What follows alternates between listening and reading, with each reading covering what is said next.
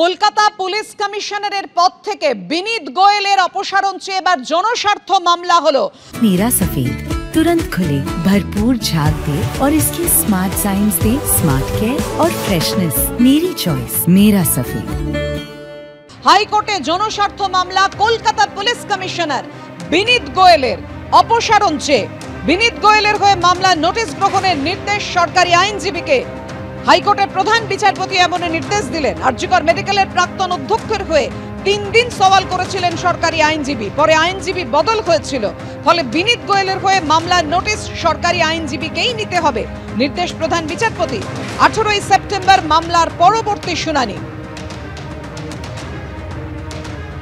Kolkata police কমিশনারের পদ থেকে বিনীত গোয়েলের অপসারণ চেয়ে জনস্বার্থ মামলা। বিনীত গোয়েলের হয়ে মামলা নোটিশ গ্রহণের নির্দেশ সরকারি আইনজীবীকে দিলেন প্রধান বিচারপতি। আরজিকর মেডিকেলের প্রাক্তন অধ্যক্ষের হয়ে 3 দিন সওয়াল করেছিলেন সরকারি আইনজীবী, তাই এই নোটিশ সরকারি আইনজীবীকেই দিতে হবে, নির্দেশ প্রধান বিচারপতি। 18 সেপ্টেম্বর মামলার পরবর্তী শুনানি।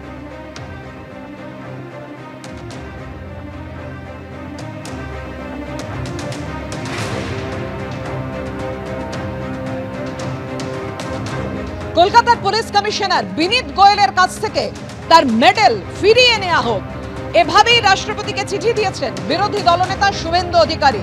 তিনি চিঠি দিয়েছেন যে কলকাতার পুলিশ কমিশনার বিনীত গোয়েলের কাছ থেকে পুলিশ মেডেল ফিরিয়ে দেওয়া হোক। অর্থাৎ বুঝতেই পারছেন সর্বস্তরে প্রতিবাদ চলছে বিনীত গোয়েলের অপসারণ চেয়ে, বিনীত গোয়েলের পুলিশ মেডেল ফিরিয়ে নেওয়া হোক।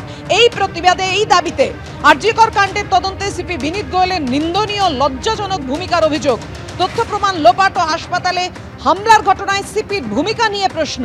তার রাজনৈতিক প্রভুর স্বার্থে তদন্তে অন্তর্ঘাতের চেষ্টা করেছেন সিপি।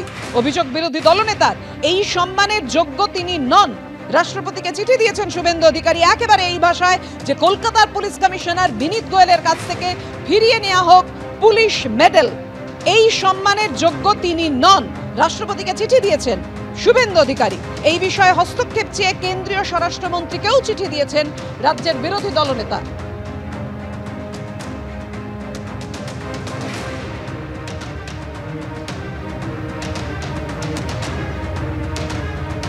সিথির মোড়ে এই মুহূর্তে প্রচুর মানুষ ভিড় করেছেন।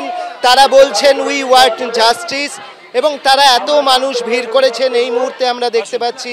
আর যতদিন না বিচার পাওয়া যায় ততদিন মানুষজন পাশে দাঁড়াবেন, এমনটাই তাদের বক্তব্য। এখানে চিকিৎসক নারায়ণ বন্দ্যোপাধ্যায় রয়েছেন। নারায়ণ বাবু, আপনার থেকে জানতে চাইবো, এই মুহূর্তে আরজিকরের নির্যাতিতার পরিবার এসেছিল, তারা বার্তা দিলেন, কি বলবেন?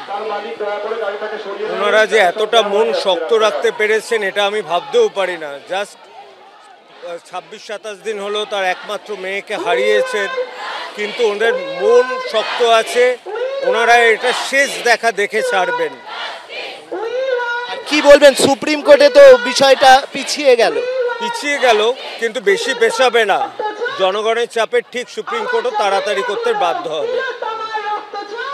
আমরা দেখতে পাচ্ছি যে এখানে সিথির মোড়ে কিন্তু এত মানুষ ভিড় করেছেন, এবং যেটা এইখানে কিন্তু কিছুক্ষণ আগেই এসছিলেন, রাত্রির প্রায় 12টার সময় এসছিলেন আরজিকরে যে পড়ুয়া চিকিৎসকের মৃত্যু হয়েছে তার পরিবার, এবং তারা এসে এই যে মানুষ তাদের পাশে রয়েছেন তাদের আরও ধৈর্য রাখার জন্য বললেন, এবং বললেন যতদিন না তাদের মেয়ে বিচার পায় ততদিন যেন মানুষ ঠিক এইভাবেই তাদের পাশে থাকে।